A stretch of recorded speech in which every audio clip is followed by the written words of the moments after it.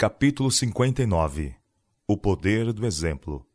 Na carta de Paulo a Tito, lemos: aguardando a bem-aventurada esperança e o aparecimento da glória do grande Deus e de nosso Senhor Jesus Cristo, o qual se deu a si mesmo por nós, para nos remir de toda iniquidade e purificar para si um povo seu, especial, zeloso de boas obras.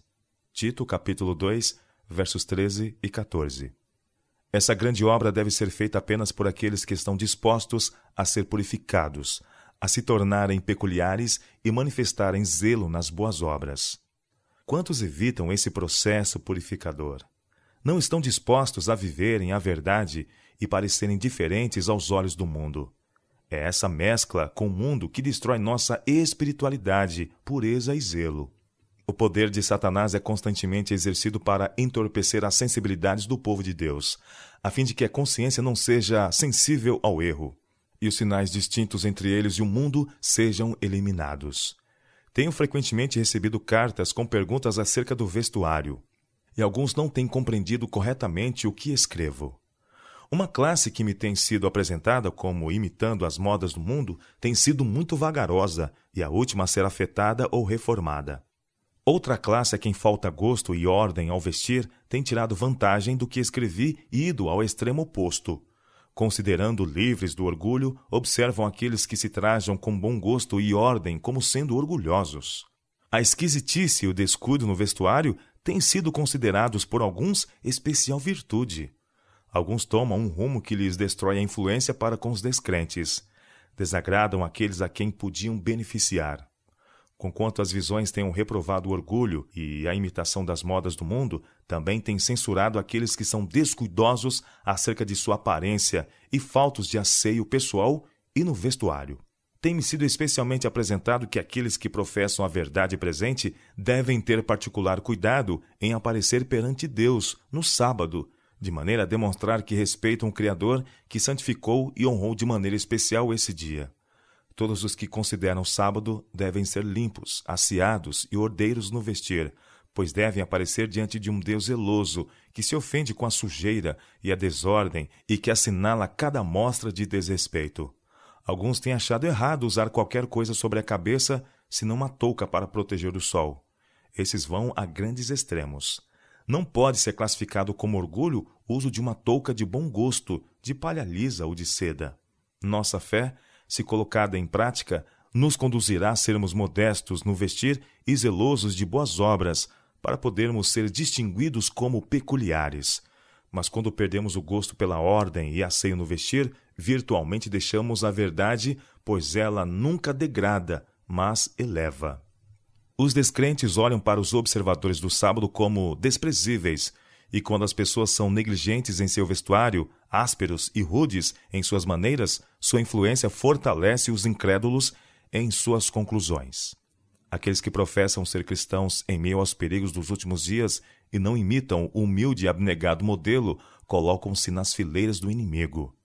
Ele os considera como seus súditos e eles servem a seus propósitos como qualquer um de seus vassalos, porque têm nome de que vivem, mas estão mortos.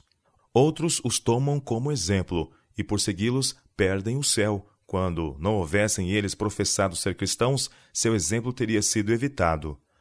Esses não consagrados professos estão inconscientes do peso de sua influência. Torna uma luta muito mais severa para aqueles que são o povo exclusivo de Deus. Paulo faz referência ao povo que está aguardando o aparecimento de Cristo. Ele diz: fala disto e exorta e repreende com toda autoridade. Ninguém te despreze. Tito, capítulo 2, verso 15.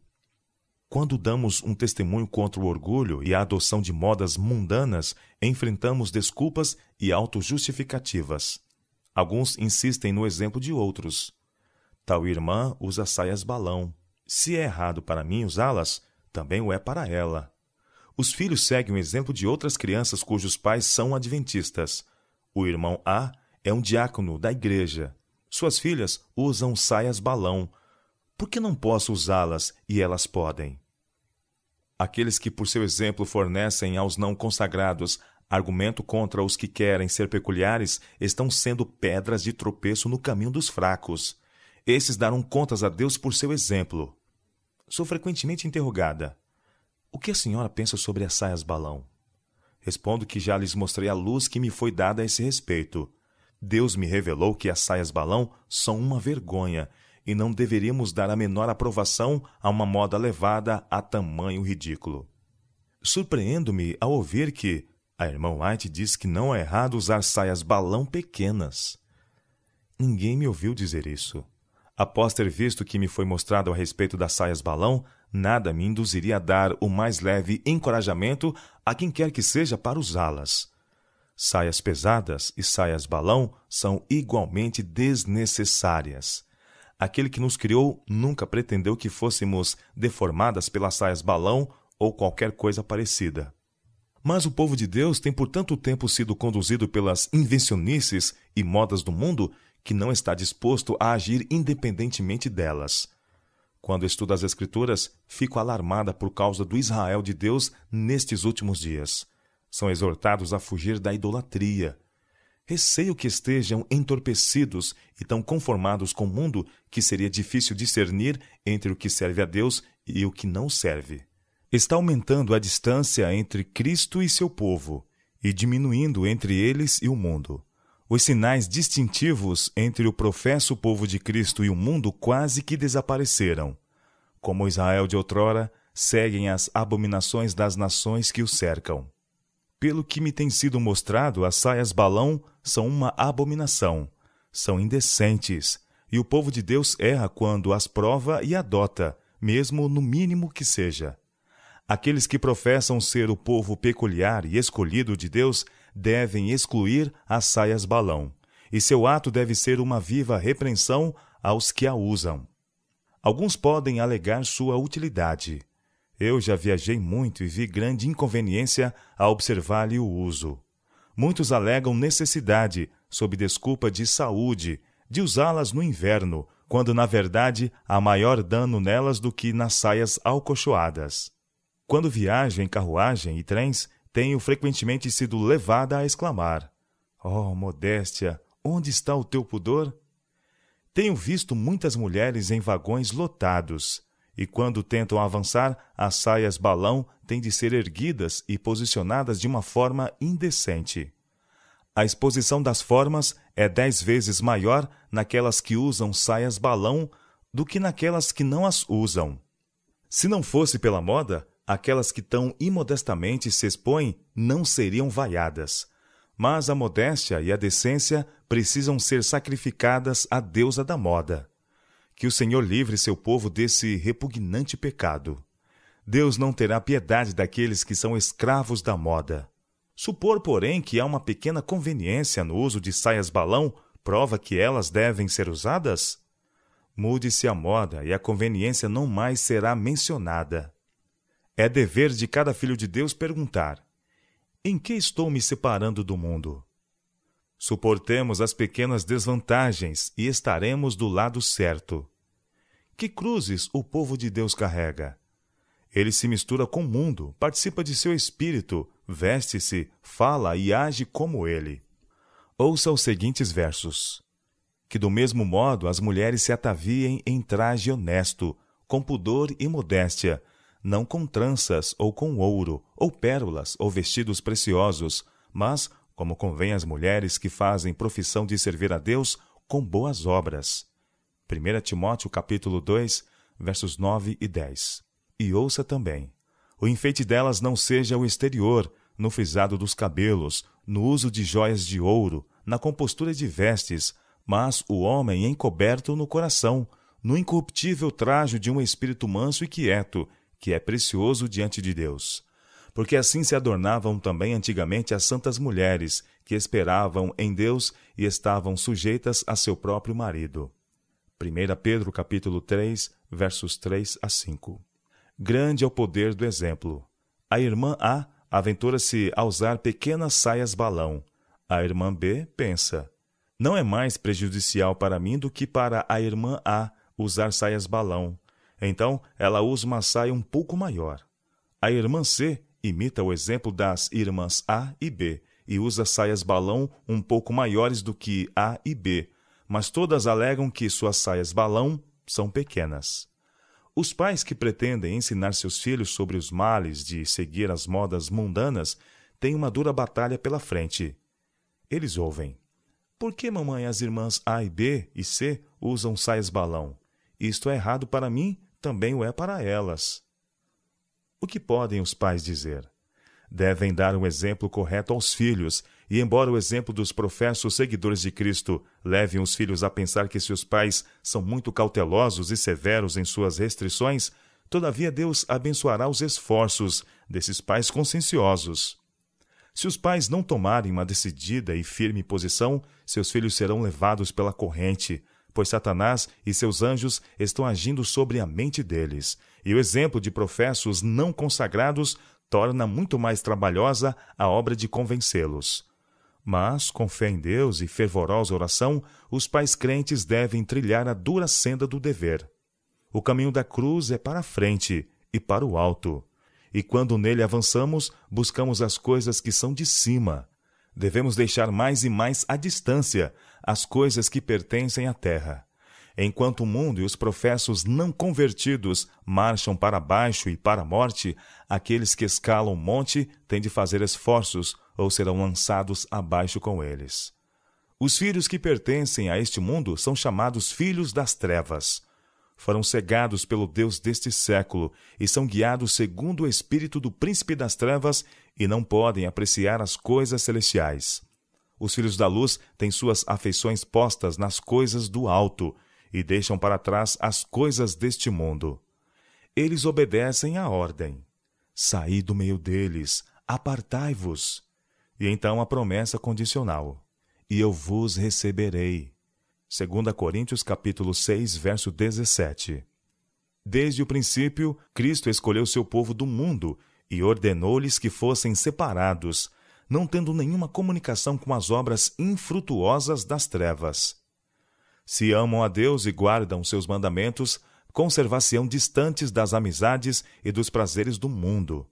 Não há concórdia entre Cristo e Belial. O profeta Esdras e outros fiéis servos da igreja judaica foram alarmados quando os príncipes vieram até eles dizendo: o povo de Israel e os sacerdotes e os levitas não se têm separado dos povos destas terras, seguindo as suas abominações. E depois de tudo o que nos tem sucedido por causa das nossas más obras e da nossa grande culpa, ainda assim tu, ó nosso Deus, estorvaste que fôssemos destruídos por causa da nossa iniquidade, e ainda nos deste livramento como este. Tornaremos, pois, agora a violar os teus mandamentos e aparentar-nos com os povos destas abominações? Não te indignarias tu, assim, contra nós, até de todo nos consumires, até que não ficasse resto nem quem escapasse? Ah, Senhor Deus, Deus de Israel, justo és, pois ficamos escapos, como hoje se vê. Eis que estamos diante de ti no nosso delito, porque ninguém há que possa estar na tua presença por causa disso. Esdras capítulo 9, verso 1 e versos 13 a 15. Também todos os chefes dos sacerdotes e o povo aumentavam de mais em mais as transgressões, segundo todas as abominações dos gentios, e contaminaram a casa do Senhor, que ele tinha santificado em Jerusalém. E o Senhor, Deus de seus pais, lhes enviou a sua palavra pelos seus mensageiros, madrugando e enviando-lhes, porque se compadeceu do seu povo e da sua habitação. Porém zombaram dos mensageiros de Deus e desprezaram as palavras e escarneceram dos seus profetas, até que o furor do Senhor subiu tanto contra seu povo que mais nenhum remédio houve. 2 Crônicas capítulo 36, versos 14 a 16. Porém vós guardareis os meus estatutos e os meus juízos, e nenhuma dessas abominações fareis, nem o natural, nem o estrangeiro que peregrina entre vós, porque todas estas abominações fizeram os homens desta terra, que nela estavam antes de vós, e a terra foi contaminada. Levítico capítulo 18, versos 26 e 27. Com deuses estranhos o provocaram a zelos, com abominações o irritaram.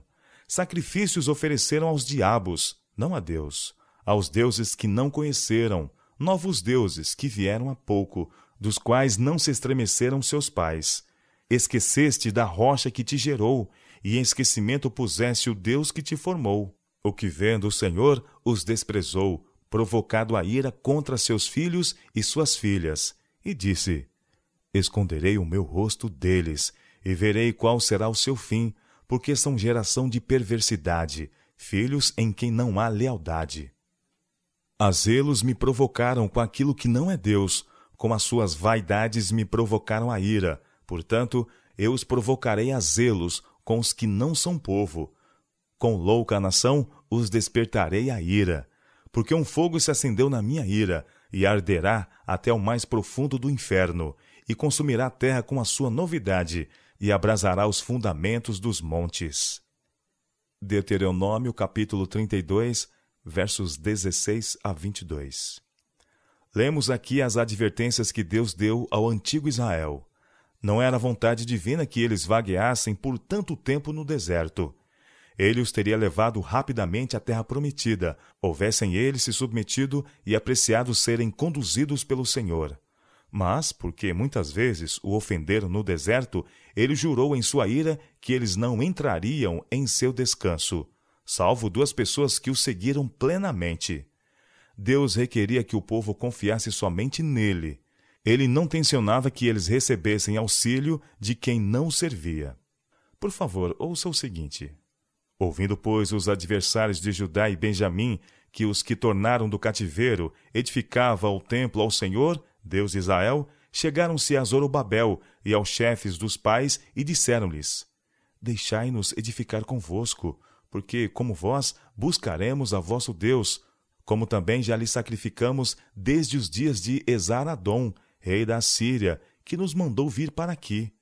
Porém, Zorobabel e Jesua e outros chefes dos pais de Israel lhe disseram: não convém que vós e nós edificamos casa a nosso Deus, mas nós, sós, a edificaremos ao Senhor, Deus de Israel, como nos ordenou o rei Ciro, rei da Pérsia. Todavia o povo da terra debilitava as mãos do povo de Judá e inquietava-os no edificar, e alugaram contra eles conselheiros para frustrarem o seu plano. Esdras, capítulo 4, versos 1 a 5. Ouça ainda.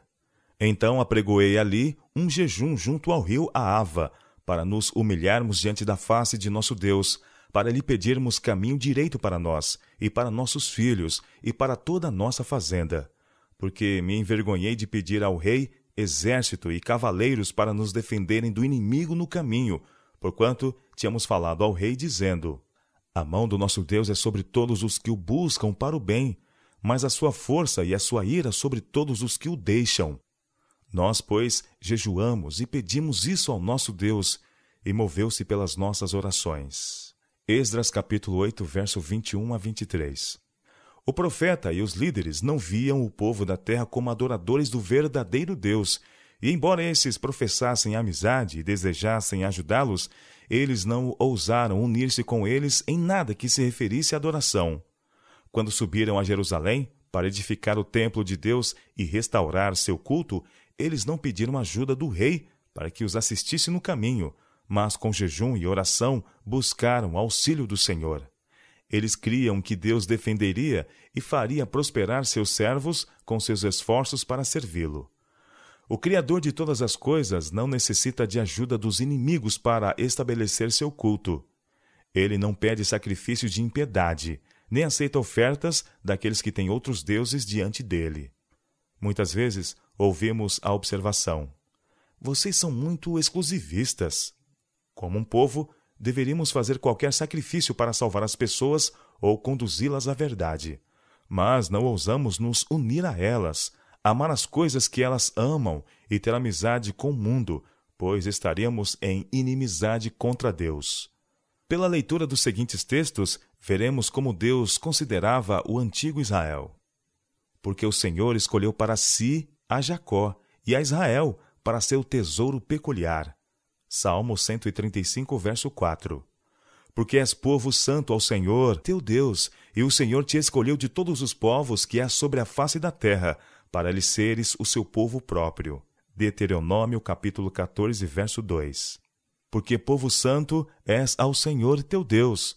O Senhor teu Deus te escolheu para que lhe fosses o seu povo próprio, de todos os povos que há sobre a terra. o Senhor não tomou prazer em vós, nem vos escolheu, porque a vossa multidão era mais do que a de todos os outros povos, pois vós éreis menos em número do que todos os povos. Deuteronômio, capítulo 7, versos 6 e 7. Como, pois, se saberá agora que tenho achado graça aos teus olhos, eu e o teu povo? Acaso não é por andares tu conosco, e separados seremos, eu e teu povo, de todo o povo que há sobre a face da terra? Êxodo capítulo 33, verso 16. Com que frequência o antigo Israel se rebelava, e quão repetidamente eram eles visitados com juízos, e milhares morriam porque não atendiam às ordens do Deus que os havia escolhido. O Israel de Deus, nesses últimos dias, está em constante perigo de misturar-se com o mundo e perder todos os indícios de povo escolhido de Deus. Leia novamente Tito, capítulo 2, versos 13 a 15. Fomos chamados para estes últimos dias, quando Deus está purificando para si um povo peculiar. Provocá-lo-emos, como fez o antigo Israel? Atrairemos sua ira sobre nós, por abandoná-lo e nos misturarmos com o mundo, seguindo as abominações das nações ao nosso redor? O Senhor escolheu para si aquele que é piedoso.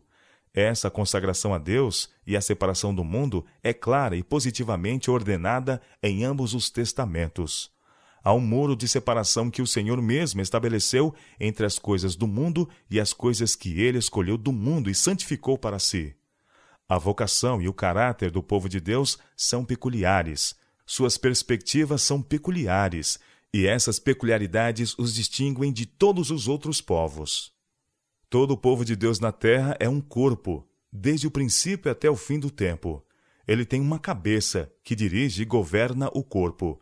A mesma imposição feita ao antigo Israel pesa agora sobre o povo de Deus, serem separados do mundo. O grande líder da igreja não mudou. A experiência dos cristãos nesses últimos dias é muito semelhante às viagens do antigo Israel. Por favor, ouça 1 Coríntios capítulo 10, especialmente os versos 6 até 15. E essas coisas foram-nos feitas em figura, para que não cobicemos as coisas más, como eles cobiçaram. Não vos façais, pois, idólatras, como alguns deles, conforme está escrito: o povo assentou-se a comer e a beber, e levantou-se para folgar. E não tentemos a Cristo, como alguns deles também tentaram e pereceram pelas serpentes. E não murmureis, como também alguns deles murmuraram e pereceram pelo destruidor. Ora, tudo isso lhes sobreveio como figuras, e estão escritas para aviso nosso, para quem já são chegados os fins dos séculos. Aquele, pois, que cuida a estar em pé, olhe que não caia. Não veio sobre vós tentação, senão humana. Mas fiel é Deus, que vos não deixará tentar acima do que podeis. Antes, com a tentação, dará também o escape, para que a possais suportar. Portanto, meus amados, fugi da idolatria. Falo como a entendidos. Julgai vós mesmos o que digo. 1 Coríntios capítulo 10, versos 6 a 15. Vede que grande amor nos tem concedido o Pai, ao ponto de sermos chamados filhos de Deus. Por essa razão, o mundo não nos conhece, porquanto não o conheceu a ele mesmo. 1 João capítulo 3, verso 1. Não ameis o mundo, nem o que no mundo há. Se alguém ama o mundo, o amor do Pai não está nele. Porque tudo o que há no mundo, a concupiscência da carne, a concupiscência dos olhos e a soberba da vida, não é do Pai, mas do mundo. E o mundo passa, e a sua concupiscência. Mas aquele que faz a vontade de Deus permanece para sempre. 1 João capítulo 2, versos 15 a 17. Porquanto, se depois de terem escapado das corrupções do mundo, pelo conhecimento do Senhor e Salvador Jesus Cristo, forem outra vez envolvidos nelas e vencidos, tornou-se-lhe o último estado pior do que o primeiro. 2 Pedro capítulo 2, verso 20. Não sabeis vós que a amizade do mundo é inimizade contra Deus? Portanto, qualquer que quiser ser amigo do mundo, constituiu-se inimigo de Deus. Tiago, capítulo 4, verso 4. A religião pura e imaculada para com Deus, o Pai, é esta: visitar os órfãos e as viúvas nas suas tribulações e guardar-se da corrupção do mundo. Tiago, capítulo 1, verso 27. ensinando-nos que, renunciando à impiedade e às concupiscências mundanas, vivamos neste presente século, sóbria, justa e piamente. Tito, capítulo 2, verso 12. E não vos conformeis com este século, mas transformai-vos pela renovação do vosso entendimento, para que experimenteis qual seja a boa, agradável e perfeita vontade de Deus. Romanos capítulo 12, verso 2. Dei-lhes a tua palavra, e o mundo os odiou porque não são do mundo, assim como eu não sou do mundo. Não peço que os tires do mundo, mas que os livres do mal. Santifica-os na verdade, a tua palavra é a verdade. João capítulo 17, versos 14, 15 e 17. Bem-aventurados sereis quando os homens vos aborrecerem, e quando vos separarem, e vos injuriarem, e rejeitarem o vosso nome como mal, por causa do Filho do Homem. Folgai nesse dia, exultai, porque é grande o vosso galardão no céu, pois assim faziam os seus pais aos profetas. Lucas capítulo 6, versos 22 e 23. Não me escolhestes vós a mim, mas eu vos escolhi a vós, e vos nomeei, para que vades e deis fruto, e o vosso fruto permaneça, a fim de que tudo quanto em meu nome pedirdes ao Pai, ele vos conceda. Isto vos mando, que vos ameis uns aos outros. Se o mundo vos aborrece, sabei que, primeiro do que a vós, me aborreceu a mim. Se vós fosseis do mundo, o mundo amaria o que era seu. Mas porque não sois do mundo, antes eu vos escolhi do mundo, por isso é que o mundo vos aborrece. João capítulo 15, versos 16 a 19. Filhinhos, sois de Deus e já os tendes vencido, porque maior é o que está em vós do que o que está no mundo. Do mundo são, por isso falam do mundo, e o mundo os ouve. 1 João capítulo 4, versos 4 e 5. Mas qualquer que guarda a sua palavra, o amor de Deus está nele verdadeiramente aperfeiçoado. Nisto conhecemos que estamos nele. Aquele que diz que está nele também deve andar como ele andou. 1 João capítulo 2, versos 5 e 6. Mas vós sois a geração eleita, o sacerdócio real, a nação santa, o povo adquirido, para que anuncieis as virtudes daquele que vos chamou das trevas para a sua maravilhosa luz. 1 Pedro capítulo 2, verso 9. Quando lemos a palavra de Deus, quão claro está que seu povo deve ser peculiar e distinto do mundo incrédulo que o cerca. Nossa posição é interessante e temível. Vivemos nos últimos dias. Quão importante é que imitemos o exemplo de Cristo e andemos como ele andou. Se alguém quer vir após mim, renuncie-se a si mesmo, tome sobre si a sua cruz e siga-me. Mateus capítulo 16, verso 24. As opiniões e sabedoria dos homens não devem guiar ou governar. Elas sempre nos afastam da cruz. Os servos de Cristo não devem ter seu lar nem tesouros aqui. Que todos pudessem compreender que é apenas porque o Senhor reina que nos é permitido habitar em paz e segurança entre nossos inimigos. Não é privilégio nosso reivindicar favores especiais do mundo. Devemos consentir em sermos pobres e desprezados entre os homens, até que o conflito termine e obtenhamos a vitória. Os membros do corpo de Cristo são chamados para saírem, separarem-se das amizades e espírito do mundo. Sua força e poder consistem em serem escolhidos e aceitos por Deus. O Filho de Deus é o herdeiro de todas as coisas, e o domínio e a glória dos reinos deste mundo lhe foram prometidos. Quando, porém, ele veio a este mundo, chegou sem riquezas ou esplendor. O mundo não compreendeu sua união com o Pai. A excelência e glória de seu divino caráter estavam ocultos deles. Ele foi, portanto, desprezado e rejeitado pelos homens, e nós o reputávamos por aflito, ferido de Deus e oprimido. Isaías capítulo 53, verso 4. O que Cristo foi neste mundo, assim devem ser os seus seguidores. Eles são os filhos de Deus e co-herdeiro com Cristo, e o reino e o domínio lhes pertencem. O mundo não compreende seu caráter e santa vocação, e eles não percebem sua adoção na família de Deus. Sua união e amizade com o Pai e o Filho não é manifesta, e enquanto o mundo contempla sua humilhação e vergonha, não se manifesta o que eles são ou serão. São estrangeiros. O mundo não os conhece, nem aprecia seus motivos. O mundo está maduro para sua destruição. Deus não tolerará os pecadores por muito mais tempo. Eles devem beber até os resíduos da taça de sua ira, não misturada com misericórdia. Os que haverão de ser herdeiro de Deus e co-herdeiros com Cristo, na herança imortal, serão peculiares. Sim, tão peculiares que Deus porá uma marca sobre eles como seus, totalmente seus. Vocês pensam que Deus receberá, honrará e reconhecerá um povo tão misturado com o mundo que apenas difere dele no nome? Leia novamente Tito, capítulo 2, versos 13 a 15. Logo será conhecido quem está ao lado do Senhor e quem não se envergonhará de Jesus.